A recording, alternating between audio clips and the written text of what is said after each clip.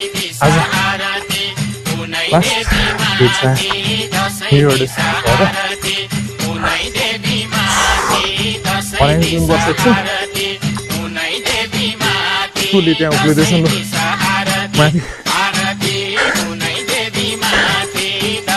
मासिनी मन्दिरको सिँढी चढ्दैछ टोलीहरू